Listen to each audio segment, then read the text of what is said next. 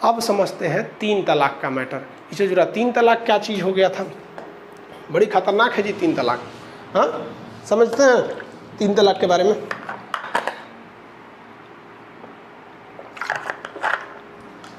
देखिए ध्यान से, मुसलमानों के लिए अलग कानून, हिंदुओं के लिए अलग कानून आज भी लागू है। इसकी शुरुआत की थी लॉर्ड कॉर्नवालिस ने। उसने हिंदुओं के लिए अलग कानून बनाया, मुसलमानों के लिए अलग कानून बनाया। ऐसे धीरे धीरे चलते आए, जिसमें हमेशा कुछ ना कुछ सुधार होता है। और इन लोग को लीगल भी आज भी मुस्लिम कानून लागू होता है और हिंदू कानून भी लागू होता है, आज भी लागू होता है। अब थोड़ा समझते हैं 3 तलाक के बारे में। निकाह क्या है? मुसलमानों में विवाह को निकाह कहते हैं। निकाह मतलब होता है इकरारनामा, एग्रीमेंट। तो एक्चुअली में इस्लामिक परंपरा के हिसाब से मैरिज इज एन एग्रीमेंट। इसलिए जब निकाह होगा ना, जैसे मान लीजिए मेरी शादी होगी तो हमसे मौलवी साहब पूछेंगे कि आपको फलां लड़की के साथ बिना किसी दबाव में, और जो अगर मान लीजिए वो दहेज दे रहे हैं, कैश पैसा दे रहे हैं, तो वो बोलेगा कि उन फलां लड़की का नाम बोलेगा कि इस लड़की के साथ आपको निकाह कबूल है। तो अगर हमको कबूल है तो हम बोलेंगे जी कबूल है। तो जब हम ये कबूल बोलेंगे ना, तो उस वक्त लड़की के भाई, चाचा, मतलब लड़कियां के 10-5 गो कम से कम रिश्तेदार लोग वहाँ खड़ा होकर सुनेंगे कि ये खान साहब सही में बोल रहा है कि नहीं, कि कहीं दबाव में बोल रहा है। अगर दबाव में शादी करेंगे तो दिक्कतें ना होगा, तो बोलेंगे कबूल है। तो मौलाना साहब उन गवाहों को कहेंगे कि आप देख रहे हैं ना गवाही, सब लोग सुन लिए ना, तो कहें हाँ, तो एगो पेपर पे साइन कर देंगे मौलाना साहब। हाँ, अगला पलटेंगे, वो वहाँ पहले से लिखा रहता है, क्या आपको इस लड़की के साथ निकाह कबूल है? हम कहेंगे जी कबूल है। फिर पूछेंगे कि हाँ, मतलब पूरा लंबा लाइन होता है कि इनकी लड़की है, बिना किसी दबाव में बामोहब्बत, मतलब अपने दिल से आप निकाह को कबूल करते हैं। 3 बार कर देंगे तो हो जाएगा, और उसका रसीद मिल जाएगा। लीजिए, मतलब होता है ना, एडमिशन कराइएगा तो कहीं रसीद मिल जाता है, एक पेपर वर्क की तरह होता है, वो चीज़ है। तो ये बुरा नहीं है भाई, देखिए एक तो रसीद मिल जाता है, क्या बुरा है वहाँ पर। लेकिन आगे जाके देखिए पूरा 3 तलाक का मैटर किया, यहाँ तक में हो गया, शादी हो गया। अब वो लड़कियाँ शादी कर रही है कि नहीं, अब हमारे मौलाना साहब हमारे साथ आए होंगे, जब बारात ले गए होंगे ना, तो एगो मौलाना साहब को ले गए होंगे हम अपने साथ में। अब हमारे मौलाना जाएंगे वो लड़की के पास। अब लड़की जब रहेगी ना, तो एक कमरा में रहेगी, पर्दा ढका रहेगा, पर्दा के ए पार रहेंगे मौलाना साहब, पर्दा उस पार लड़की रहेगी। और हमारे चाचा, पापा, भाई जो 18 साल से ऊपर के बालिग लोग, वो भी पर्दा के पीछे रहेंगे सुनने के लिए कि वो बोल रही है कि नहीं। हाँ, तो मौलाना साहब पूछेंगे, दुल्हन आपको खान सर के साथ बिना किसी दबाव में बामोहब्बत निकाह कबूल है? अब कहेगी जी कबूल है। अब कहीं कहेगी ना, तो कोई उसकी मम्मी खोदेगी, वो तो कबूल है कबूल है। तो हमारे घर वाला कहेगा से निकाह ना करेंगे, चलिए जबरदस्ती कर रहा है सब, पहले से फसल है कहीं मतलब समझ रहे हो ना, गवाह को इसीलिए रखा जाता है। तो यही है गवाह का। तो एक तरह से अच्छा ही है कि भाई आपने गवाही दिया और गवाह का साइन होता है। लेकिन तलाक के समय गवाह क्यों नहीं रखा जाता है? जब आप शादी करके लाए तो 5 गो गवाह रखें, अब तलाक के समय में फ़ोन करके तलाक तलाक तलाक, अभी तलाक पे नहीं जाते हैं, अभी तो निकाह पे रहिए, अभी आराम से रहिए। निकाह समझ में आ गया होगा। जब निकाह हो जाती है तो मोहरदैन लिखा जाता है। मोहरदैन is a security money for your marriage. दूल्हा जो होता है ना, उससे मोहरदैन लिखवाया जाता है। मोहरदैन एक पैसे की रकम होती है। जैसे हम लिख दिए कि मोहरदैन में हमने लिख दिया 10 लाख रुपया, लिख के साइन कर दिए, तो वो मेरी शादी के लिए मोहरदैन हो गया। अगर आगे जाकर हम अपनी पत्नी को डिवोर्स देते हैं, तलाक देते हैं, तो हमें वो तलाक तब तक वैलिड नहीं होगा जब तक हम मोहरदैन में लिखे रकम, यानी उस पैसे को उस पत्नी को न दे दे कि हाँ लो भैया, इससे अब तुम तब तक गुजारा भत्ता कर लेना जब तक कि तुम्हारी दूसरी शादी नहीं हो जाती है। तो मोहरदैन क्या, as a security money of marriage हो जाता है। लेकिन अगर मेरी वाइफ हमको डिवोर्स दे देती है तो हम जो मोहरदैन में राशि लिखे थे वो नहीं लौटाएंगे। समझा गया? मोहरदैन एक पैसे की रकम होती है। अब जब शादी होती है ना, तो लड़की के घर वाले क्या चाहते हैं कि मोहरदैन को हुमच के लिखवा दे ससुरा 2 करोड़ रुपया मोहरदैन कब 2 करोड़ होगा नहीं करेगा कि तलाक देगा, लेकिन वो 2 करोड़ लिखता नहीं है। अरे मोहरदैन तो हम देखे हैं लोगों का 15-15 हज़ार रुपये लिखाता है, एक जना 35,000 लिखते हैं। और ये मोहरदैन की बड़ी जबरदस्त राशि है। एक परंपरा है मुसलमान में कि वो जो पुरुष होते हैं ना, देखिए आज डिवोर्स का और 4-4 गो बीवी रखने का, इसका अगर आप एक सटीक और एक लॉन्ग टर्म अगर आप उपाय देखते हैं तो उसका एक ही उपाय है कि लोगों को शिक्षित करके उनकी मेंटलिटी को बढ़ाइए और वो एक सामाजिक ढंग से सोचें, वैज्ञानिक ढंग से सोचें, न कि पुरानी रूढ़िवादी ढंग से सोचें। ये एक सटीक उपाय होता है। तो मुस्लिम जो होते हैं ना, वो अपनी पत्नी को जीवन काल में ही मुहरदैन लौटा देते हैं। ऐसा कहा जाता है कि भाई ये मेरे लिए तुम्हारे लिए एक उधार है, मतलब ऐसा नहीं कि डिवोर्से देंगे। अगर खुशहाल ज़िंदगी जी रही है, बाल बच्चे हो गए, बुढ़ापा आ गया, तो उनको मतलब खुशी से मुहरदैन लौटा देते हैं कि भैया लो तुम ही खुश रहना, हम तुम्हें डिवोर्स नहीं दे रहे हैं, लेकिन हम एक सांकेतिक रूप से कि हम लोग खुश हैं। तो ये तो परंपरा रह गई भाई, ये तो खुशहाली का बात है। बात तब आती है जब तलाक की बात आती है, तो तलाक देंगे तो मुहरदैन की राशि आपको लौटानी पड़ेगी। अब जो तलाक है, जिसको डाइवोर्स बोलते हैं, डाइवोर्स मुसलमानों में 3 तरह का है, और 3 तलाक तो ख़त्म ही नहीं हुआ है यार। देखो ध्यान से, तलाक ए हसन, तलाक ए अहसन, देखिए ध्यान से याद रखिएगा, तलाक ए हसन, तलाक देखिए दो बार गलती बोल दिए क्या, तलाक ए अहसन और तलाक ए हसन। यहाँ हसन है, यहाँ अहसन है। तलाक ए अहसन जो है, इसमें कहा जाता है कि अगर हस्बैंड वाइफ में नहीं जम रहा है तो हस्बैंड जो है वो वाइफ को तलाक देगा, बोलेगा तलाक, और इसमें गवाह का रहना जरूरी है, और तलाक गुस्से में नहीं दिया होना चाहिए। तो गवाह रहना चाहिए कम से कम 2 ठो, जिस तरह निकाह के समय 5 गो गवाह थे ना, यहाँ 2 गो गवाह रहेंगे। तलाक, उसके बाद हस्बैंड और वाइफ में 3 महीने का गैप हो जाएगा। 3 महीने तक न हस्बैंड वाइफ से बोलेगा, न वाइफ हस्बैंड से बोलेगी, मतलब इन दोनों में कोई रिलेशन नहीं रहना चाहिए, दोनों अलग रहने चाहिए। ये मायके चल जाएगी, ये ससुराल चल जाएगा। 3 महीने तक अगर दोनों को लग गया कि नहीं है भाई, हमको आपकी कोई ज़रूरत नहीं है, हम अकेले ही खुश हैं, उनको लग गया अकेले ही खुश हैं, तो फिर वो 90वां दिन में बाकी के 2 तलाक दे देगा और शादी ख़त्म हो जाएगी। और अगर हस्बैंड दिया है तो मुहरदैन की रकम वापस करनी है, और वाइफ दी है तो मुहरदैन वापस करने की ज़रूरत नहीं है। इस तलाक को एक लीगल तलाक इस्लाम मानता है और इसे अच्छा तलाक माना जाता है। देखिए अब हम अच्छा क्यों कह रहे हैं भाई साहब, कि तलाक को 100% ख़त्म कर देना भी दिक्कत है। कुछ ऐसे लोग होते हैं, कुछ ऐसी लड़कियां हैं जिनके साथ दुनिया का कोई भी लड़का नहीं जी सकता, मतलब एक आप सर्वाइव ही नहीं कर सकते हैं। और कुछ ऐसे लड़के भी होते हैं जिनके साथ बेचारी लड़कियां नहीं सर्वाइव कर सकती हैं, दारू पी के आएंगे, मारेंगे, उल्टा सीधा काम नहीं हो सकता ना, इसलिए एक ऑप्शन रखा गया। तो ये सुप्रीम कोर्ट को इससे कोई ऐतराज़ नहीं है, कहा कि ये ठीक है, लेकिन इसी में थोड़ा मॉडिफाई कर दिया गया, उसको कहा गया तलाक़ हसन।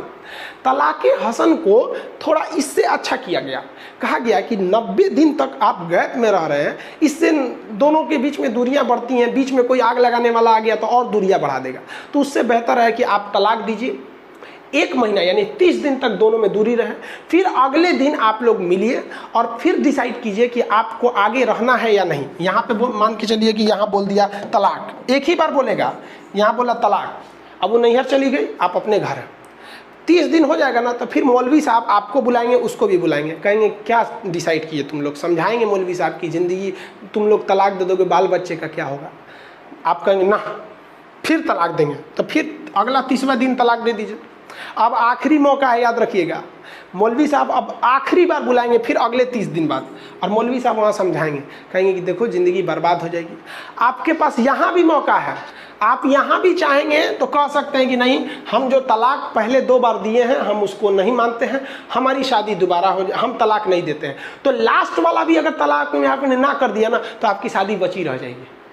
और यहाँ भी अगर आपने कह दिया तलाक, तो फिर गई काम से। फिर तब आपको क्या करना पड़ेगा, आप अगर शादी आप तोड़ रहे हैं, हस्बैंड तोड़ रहा है, तो फिर मुहरदैन की रकम वापस कीजिए, तलाक खत्म, तलाक हो गया, काम खत्म। ये जो 2 तरह के तलाक हैं, ये ट्रेडिशनल तलाक है, यही एक इस्लाम इसे मानता है और यही इस्लाम में चलते आ रहा है। सन 7वीं सदी में इस्लाम आया था, 622 ईस्वी के बाद इस्लाम को मेन जो उनका ट्रेडिशन था उसमें आया था। तो इसको हम लोग कहते हैं तलाक सुन्नत। ये दोनों टाइप का तलाक जो होता है, इसे हम लोग कहते हैं तलाक ए सुन्नत। सुन्नत आप समझ जाएंगे, तलाक सुन्नत। सुन्नत उसे कहते हैं जो एक ट्रेडिशनली चला आ रहा है, बहुत पहले से चला आ रहा है, परंपरा दर परंपरा। लेकिन 12वीं सदी में यानी 1200 समथिंग में अचानक मौलवी लोगों ने एक नया तलाक शुरू कर दिया। ये शुरू में नहीं था, ये तलाक बिद्दत, नया तलाक शुरू किया, उसका नाम रख दिया तलाक बिद्दत।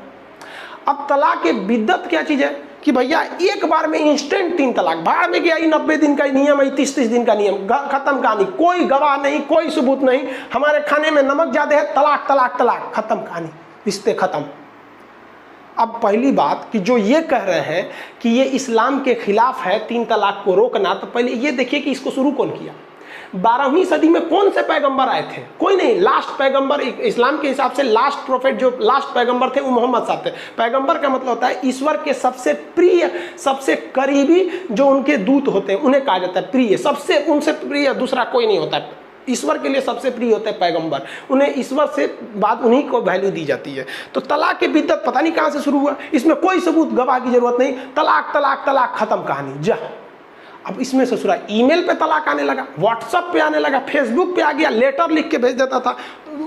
दुबई में है और उसकी मम्मी कह दी, रे तो मेहरुआ दुकान से बतिया रही थी। अरे हाँ, दूसरा से बतिया रही थी, रुको फोन लगा। ससुरी कहीं के देख, अरे तलाक तलाक तलाक, ढाए खत्म। ले भाई साहब, ये तो तलाक खिलवाड़ हो गया तलाक का। तो इंस्टेंट 3 तलाक का बहुत ही ज़्यादा मिसयूज हो रहा था। लेकिन इंस्टेंट 3 तलाक जो दे रहे थे ना, बाद में वो पछता भी रहे थे। पछता क्यों रहे थे कि ज़्यादातर जो झगड़े होते हैं वो गलतफहमी से हो जाते हैं। बाद में आपको भी एहसास होता है जब बच्चों को देखते हैं ना कि बच्चों का भविष्य कहाँ जाएगा, बड़े होंगे तो पूछेंगे मम्मी कहाँ गई, तो क्या कहिएगा कि तलाक दे के भगा दिए, तो पूछेगा काहे दिए थे। तो दोनों में कहीं ना कहीं गलतियां होती हैं। तो इन लोग को बड़ी पछतावा होता था। 2 साल बाद ये दोनों लोग फिर सोचते थे कि यार बच्चों के भविष्य के लिए हम फिर से शादी कर लेते हैं। यही ससुरा नया बवाल चालू। अब आप दूसरा शादी कर ही नहीं सकते हैं। ले भाई, इस्लाम में कहा गया है कि तलाक अगर आप उसको दे दिए तो दूसरी शादी नहीं कर सकते हैं। अब क्या होगा, तब अब आएगा हलाला। हलाला, ध्यान से समझिए। हलाला कहता है कि यदि आपने अपनी पत्नी को डिवोर्स दे दिया, 3 तलाक दे दिया, और फिर चाहते हैं कि 6 महीना साल भर बाद आपका दिमाग ठंडाया, आप समझे कि नहीं हमसे गलती हो गई, फिर शादी कर ले, तब आप शादी नहीं कर सकते हैं। अगर आप चाहते हैं कि नहीं हम ओकरे से करेंगे, तब आपको हलाला फॉलो करना पड़ेगा। हलाला कहता है कि जिसको आपने डिवोर्स दिया ना, उसको फिर किसी दूसरे आदमी से कहिए कि निकाह करो, और दूसरा आदमी उससे निकाह करेगा यानी शादी करेगा, और वो जब उसे डिवोर्स देगा तब वो क्या कहलाए, तब आप उससे शादी कर सकते हैं। ये हो गया हलाला। ध्यान से समझिए पूरी बातों को। हलाला ये हो गया, समझ में आ गया ना। हलाला यानी अगर हमने किसी को डिवोर्स दिया, हम फिर शादी करना चाहते हैं, तो हमको उसके किसी दूसरे आदमी से कहना पड़ेगा तुम शादी कर लो और फिर तुम डिवोर्स दे दो। लेकिन इसमें एगो रिस्क है। रिस्क क्या है कि मान लीजिए कोई व्यक्ति है, वो अपनी पत्नी को डिवोर्स दिया और कहता है कि फिर कहता है शादी करने के लिए, तो कहेगा किसी दूसरे से तुम निकाह कर लो, तो कह लेगा निकाह कर लिए, और वो आदमी कह रहा कि ना हम 1 महीना बाद लौटाएंगे। ले ससुरा कहीं का चौपट कर देगा। हाँ? क्योंकि निकाह करने का मतलब उसको भाई अब उसकी पत्नी हो गई कानूनी हिसाब से, और कहेगा कि नहीं 1 महीना बाद लौटाएंगे, 6 महीना बाद लौटाएंगे, तो दिक्कत हो जाएगा। अरे भाई साहब, तो अब औरत की जिंदगी चौपट हो गई। अब इसी में काम आने लगे लोग, बूढ़े लोग। अब कोनो 80 साल का चौपट हो गया है, खटिया पे बैठल होकर उठल बैठल नहीं जा रहा है, तो आदमी उसी को खोजता था। हाँ, हलाला के लिए यही ठीक है। ये तो ससुरा अपने उठ नहीं पा रहा है, एकरा बस में कौन चीज है। तो अपनी पत्नी से कहता था देख भाई, तो उस बुढ़ऊ से ब्याह कर ले, बुढ़ऊ से निकाह कर ले। अरे हमको बस कानून न दिखाना है। तो बुढ़ऊ कहेंगे हम क्या लिए निकाह करेंगे, तो हमको क्या चाहिए, कुछ पैसा दे दीजिए, आपकी पत्नी सुरक्षित रहेगी, हम हलाला निकाह कबूल करेंगे, अगले दिन डिवोर्स दे देंगे। तो पैसा का कमाई हो जाता था। अब कोई आपसे कहेगा कि आपका उम्र 25-26 साल है, आपको कोई कहेगा कि हमारी पत्नी है, एक दिन ब्याह करके डिवोर्स दे दो, तो देंगे, कहेंगे 1-2 महीना अभी छोड़ो, बाद में हलाला देंगे वहाँ पर। तो वो बुढ़ऊ काम आता था सब, तो उनका इनकम होता था वहाँ पर। कोई बूढ़ा है, कहता हाँ एकदम कोई बात नहीं, आइए शादी कर लेते हैं, हाँ कबूल है, जाइए। अगले दिन बुला के निकाह डिवोर्स कर देता था। तो वो जो हलाला था वो एक्चुअली वो 1 दिन की शादी रहती थी, केवल इसीलिए कि वो लीगल हो सके अपनी पहली पत्नी से शादी करने की। तो भाई साहब एक तो हलाला अजीब टाइप का सुनने में लगता है, भाई उसको खिचड़ी बना दिया है वहाँ पर। तो हलाला जानबूझ के बूढ़े लोग से किया जाता था। एक बात बताओ, अगर 3 तलाक़ें ख़त्म हो जाएगा तो हलाला तो ऑटोमेटिक ख़त्म। तो जो बुढ़ऊ लोग थे, स्पेशलिस्ट जो थे कि आज शादी करो कल डिवोर्स देंगे, और हम बूढ़े हो चुके हैं, हमारे से उठल नहीं जा रहा, उनका तो रोजगार गया काम से, खत्म हो गया रोजगार। तो हलाला क्या है आप समझ गए, मोहरदैन क्या है ये सब समझ गए। सुप्रीम कोर्ट ने क्या हुआ, आप बात समझिए, 3 तलाक अभी भी नहीं खत्म हुआ। ये बड़ी खराब कानून चल रहे थे सब, जिसमें तलाक के बिद्दत जो था, तो ये तो भाई बाद में आया था, इसको पता नहीं किसने लाया, पता ही नहीं है आज तक किसने। अब इसके बाद जो सुप्रीम कोर्ट में वर्डिक्ट चला गया केस चला गया सुप्रीम कोर्ट में। सायरा बानो नाम की एक महिला थी, इनका डिवोर्स दे दिया इनके हस्बैंड ने, ये उठी तो सुप्रीम कोर्ट में केस कर दी। अब भारत सरकार के खिलाफ केस कर दी, भारत सरकार कुछ करे तो यूनियन ऑफ इंडिया के खिलाफ, अपने हस्बैंड के खिलाफ नहीं, यूनियन ऑफ इंडिया के खिलाफ, कि तोरे संविधान की वजह से ये सब चौपट हो रहा है। तो union of India Saira Bano के केस में हुआ। अब ये जो भयानक केस जब भारत पे केस कीजिएगा संविधान के खिलाफ, तो नियम है कि कम से कम 5 जज मिलकर सुनवाई करेगी किसी भी संवैधानिक पीठ में। क्वेश्चन पूछा था पीसीएस के एग्जाम में, अब तक बैठी सबसे बड़ी संवैधानिक पीठ कौन थी, तो केशवानंद भारती मामले में 13 जज बने थे, गोरखनाथ वाले में 11 जज बैठे थे। तो कम से कम कितने जज होने चाहिए? 5। तो सायरा बानो वाला जो केस है, इस सायरा बानो वाले केस में 5 जज बैठे थे। अब जज के नाम से क्या मतलब है आपको? जज में एक इसमें मुस्लिम जज भी थे। आपको इसलिए बोल रहे हैं मुस्लिम जज थे क्योंकि मुस्लिम से रिलेटेड मामला था। हालांकि हम ये मुस्लिम हिंदू नहीं करना चाह रहे थे, मतलब आपको बता दिए कि नहीं इसमें मुस्लिम जज भी थे। 5 जज में से 2 जजों ने कहा कि नहीं, ये 3 तलाक इस्लाम का मुख्य हिस्सा है और आर्टिकल 25 कहता है कि हमें सुप्रीम कोर्ट को धार्मिक मामले में, मूल अधिकार के मामले में हस्तक्षेप नहीं करना चाहिए। संसद कानून बनाना चाहे तो बना सकती है। तो 2 लोग तो फेवर में हो गए, सायरा बानो कही गए तो ये कहते फेवर में चल गया। जबकि 2 जज थे वो अगेंस्ट में थे, कहे कि नहीं 3 तलाक गलत है, क्योंकि कहा गया है कि कानून के नज़र में सब बराबर है, लड़की लड़का दोनों बराबर है, लेकिन 3 तलाक तो लड़का को ज़्यादा वैल्यू दे रहा है, लड़की को कम दे रहा है। और साथ ही साथ आर्टिकल 13 क्या कहता है कि अनुच्छेद 13 क्या कहता है कि कोई भी ऐसा कानून जो संविधान के बनने से पहले था, अगर उसके वजह से किसी के मूल अधिकार आज के वक्त में प्रभावित हो रहे हैं तो वो वाले मूल अधिकार, वो वाले पुराने कानून खत्म हो जाएंगे। अब ये इंस्टेंट 3 तलाक को 1937 में अंग्रेज मान्यता देके चले गए थे सब। अब जब हमारा संविधान लिखा गया तो उसमें अनुच्छेद 13 जोड़ा गया, कहा गया कि अंग्रेजों के वक्त के जितने भी कानून हैं वो अभी भी लागू रहेंगे, बशर्ते वो कि वर्तमान समय में वो किसी के संविधान को ठेस न पहुंचाते हो। तो संविधान कहता है अनुच्छेद 14 कि सब बराबर हैं, वो कहता है 3 तलाक पुरुषों को महत्व ज़्यादा देता था, तो ये अनुच्छेद 13 का उल्लंघन था, इसलिए सुप्रीम कोर्ट ने कहा कि नहीं ये अगेंस्ट है। और साथ ही एक और जज थे, उन्होंने तो सीधा कह दिया कि ये अन इस्लामिक है। अन इस्लामिक इसलिए कि 12वीं सदी में इसको प्रारंभ किया गया, ये शुरू से तो था ही नहीं यहाँ पर अन इस्लामिक। तो बताइए 3 जजों ने तो 3 जजों का फैसला क्या आ गया 3 तलाक के खिलाफ में, तो 3 तलाक को बैन किया गया 3-2 के मत से। यानी 2 लोगों ने कहा कि नहीं, 2 जजों ने कहा कि नहीं 3 तलाक रहना चाहिए और 3 जजों ने कहा कि नहीं ये अन इस्लाम, ये गलत है। तो 2017 में सुप्रीम कोर्ट ने ऑर्डर दे दिया कि आज से हम नियम बना देते हैं कोई 3 तलाक नहीं देगा। और उसने सुप्रीम कोर्ट ने किसको आदेश दिया 2017 में कि संसद को आदेश दिया कि आप इसके लिए एक कानून बनाइए। हम तो बस ये बोल दिए कि आप 3 तलाक नहीं दे सकते हैं, अब आप ये कानून बनाइए, क्योंकि कानून बनाने का अधिकार संसद को है कि अगर कोई 3 तलाक दे देता है तो कितनी सजा दी जाएगी, किस किस प्रोसीजर से उसे गुजरना पड़ेगा। ये सुप्रीम कोर्ट नहीं ना बनाएगा, ये तो जनता का कानून बनाता होता है। जनता अपने लिए चुन के भेजी है सांसदों को, वो कानून बनाएंगे। तो 2017 में आया, अब गवर्नमेंट को मिल गया मौका, क्योंकि 2019 में चुनाव था। 2019 के चुनाव में गवर्नमेंट ने इसे इस तरह से भजाया, इस तरह से बजाया कि पूरी हिंदुस्तान भाड़ में गया। सुप्रीम कोर्ट पते नहीं है किसी को कि ये सुप्रीम कोर्ट के कहने पर हो रहा है। इसकी मुख्य जो किरदार थी सायरा बानो, उसको किसी को पते नहीं है और लोगों को लग रहा है ना गवर्नमेंट 3 तलाक खत्म कर दी। चलो भैया, गवर्नमेंट ने पारित किया, गवर्नमेंट की भी है इसमें, ऐसा नहीं है कि आप गवर्नमेंट को नकार सकते हैं, क्योंकि अगर गवर्नमेंट मेजॉरिटी से पास नहीं कर पाती तो नहीं हो पाता। 2018 में गवर्नमेंट इसको सोची थी पास करने के लिए, नहीं हो पाया था राज्यसभा से। बाद में इसे 2019 में इसे संसद से मतलब अनुमति मिल गया था, चुनावी मुद्दा भी हो गया था और 3 तलाक को खत्म कर दिया गया। अरे भाई साहब, अब जरा आप पीछे आइए। 3 तलाक में केवल ये वाला खत्म हुआ है, तलाक़े बिद्दत। समझ में आ गया? पटना में जो लड़के थे उन्हें हम पढ़ा रहे थे क्लास में, प्रतियोगिता दर्पण वाला क्लास था, उसमें बताए थे केवल तलाक़े बिद्दत खत्म हुआ है। ये आज भी लागू है। समझ में आ गया? ये कब खत्म होगा? जब यूनिफॉर्म सिविल कोड आएगा, समान सिविल संहिता, आर्टिकल 44, 44वां जो हमारा नीति निर्देशक तत्व है वो। आज हम पॉलिटी के क्लास में आपको 35 तक पढ़ा दिए हैं, 44 पढ़ाएंगे तो वहाँ पढ़ाएंगे समान सिविल संहिता क्या होती है। तो 3 तलाक, तलाक ए अहसन अभी भी है, तलाक़े हसन अभी भी है। ख़त्म कौन हुआ है? तो भैया तलाक़े बिद्दत। याद रखिएगा, तलाक ख़त्म नहीं हुआ है, तलाक़े बिद्दत आज भी एक महीने के गैप पर आप तलाक दे सकते हैं। तो ये गवर्नमेंट ने संसद से पारित कर दिया।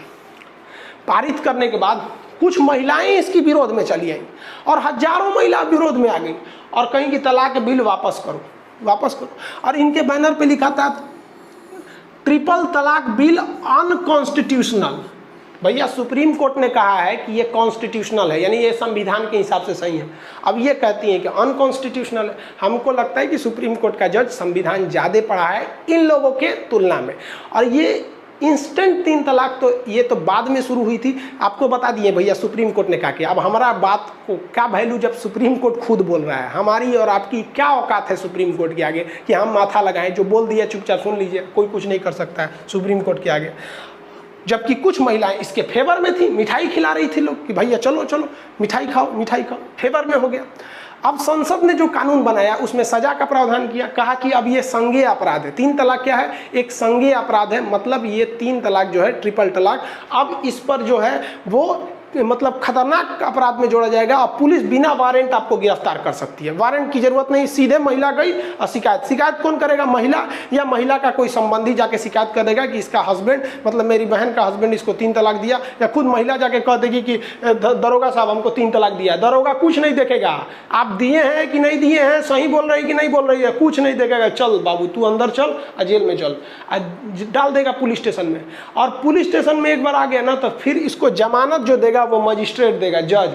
और मजिस्ट्रेट तब तक जमानत नहीं देगा जब तक वो इस महिला की बात न सुन ले। अब मान लीजिए चलिए कि किसी की पत्नी जाके बोल दी कि हमारा हस्बैंड तलाक दिया है, ठीक है, वो तो चल गए जेल में। अब जज बुलाएगा महिला को, आइए अब आपकी बात सुनते हैं। महिला कहेगी कि हाँ हमको ज़्यादा प्रताड़ित करता था, ये करता था, तो फिर उसको जमानत देगा कि ठीक है आप जाइए, आप लोग मुकदमा लड़िए।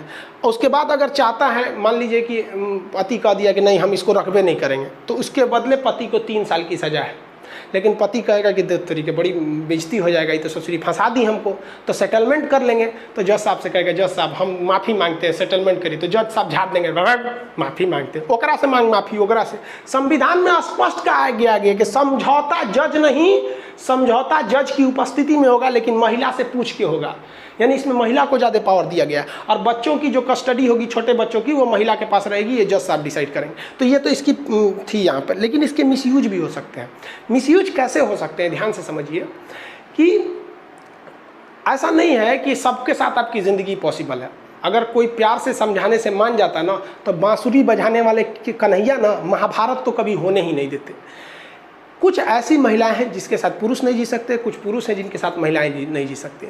इसलिए सुप्रीम कोर्ट खुद कहता है कि हम तलाक दिला सकते हैं, हाई कोर्ट भी खुद दिला सकता है, लेकिन आप प्रूफ कीजिए कि नहीं ये रियल में प्रॉब्लम है तो तलाक दे सकते हैं। तलाक का कई रीजन है कि अगर दूसरे से अवैध संबंध है, नपुंसकता है, या फिर कई कारण है, उनमें से है, तभी मनमौजी तलाक नहीं चलेगा वहाँ पर। क्योंकि बहुत से लोग, आप खुद देखिए ना, नरेंद्र मोदी जी के साथ पूरे देश को संभाल सकते हैं, पत्नी को संभाल पाए क्या? नहीं संभाल पाए। अब पता भी नहीं है कि किसी को किस वजह से उन लोगों में है, वो लोग भी तो एक तलाक से तो खतरनाक वो भी है। तो इस पर भी गवर्नमेंट को सोचना चाहिए, क्योंकि अभी वर्तमान समय में खुद वेलफेयर मंत्रालय का जो है, महिला बाल विकास मंत्रालय का आंकड़ा है कि लगभग 18 लाख ऐसी महिलाएं हैं जिनके हस्बैंड ने उन्हें न तलाक दिया है, न कुछ बोला है, लेकिन वो अपने घर में रहती हैं। शायद आप देखने वाले इस क्लास लेक्चर को, आपके में भी गाँव में ऐसी महिलाएँ मिल जाएंगी जो अपने ससुराल नहीं जाती हैं, क्योंकि उनको उनके ससुराल से निकाल दिया गया और डिवोर्स तक नहीं दिया गया। तो 3 तलाक और ये दोनों खतरनाक चीज़ें, जिस तरह से सती प्रथा गलत थी, उस तरह से इंस्टेंट 3 तलाक को सुप्रीम कोर्ट ने गलत माना और उसे क्या कर दिया, बैन कर दिया। लेकिन अभी भी दो तलाक है, वो कब हटेंगे? जब वो गवर्नमेंट यूनिफॉर्म सिविल कोड लाएगी, और वो ले आएगी भी है। लेकिन यूनिफॉर्म सिविल कोड को हम नेक्स्ट क्लास में समझाएंगे कि वो काफ़ी टफ हो जाएगा, वो इतना सिंपली नहीं होगा, उसमें कुछ ज़्यादा झमेले हैं। तो इसमें समझे, इसका मिसयूज भी हो सकता है, अगर महिला चाहेगी तो मिसयूज भी कर सकती है। लेकिन देखिए 3 तलाक का अगर ओवरऑल मामला देखेंगे ना, तो ज़्यादातर में महिलाएं ही सताई जाती हैं। अगर 100 मामला 3 तलाक का है ना, तो उसमें देखेंगे कि 80% जो थे वो पुरुष अपने मनमौजी करके डिवोर्स देते थे। 20% ही ऐसा मामला था 3 तलाक का कि नहीं वो महिला चौपट थी, लेकिन 80% मामले में पुरुष की मनमौजी चलती थी। मतलब ज़्यादातर ये होता था जो समाज में दिख रहा है। अब सुप्रीम कोर्ट कह दिया, हमारा कहने ना कहने से क्या फ़र्क पड़ने वाला है। मतलब एक कहावत कहा जाता है ना, फूफा के घुसियाने से किसी का शादी नहीं कटता है। यानी हम आपको बस सुप्रीम कोर्ट के वर्डिक्ट को समझा दिए, समझ आ गया। पीडीएफ आप लोग को मिला होगा, ये तो समझ गए इसका तो क्या चीज़ है, हलाला वगैरह तो ए टू चीज़ें को आप लोग समझ ही गए होंगे, ये सब चीज़ें क्या चीज़ है। तो आपको आई होप ये सब समझ में आ गया होगा। अब आपको नेक्स्ट क्लास में आपको मिलेंगे। अब अगले क्लास में आपको समझाएंगे हम नीति निर्देशकता तो क्या है, प्रिंसिपल डायरेक्टिव्स ऑफ स्टेट। ये काफ़ी काफ़ी ज़्यादा ज़रूरी है। इसमें ही है आपका शराब पर प्रतिबंध, गौ हत्या पर, फिर SC ST के लिए संरक्षण, समान सिविल संहिता, पंचायत वगैरह, इस सब में काफ़ी डिटेल्स हैं। मिलेंगे नेक्स्ट क्लास में। जय हिंद।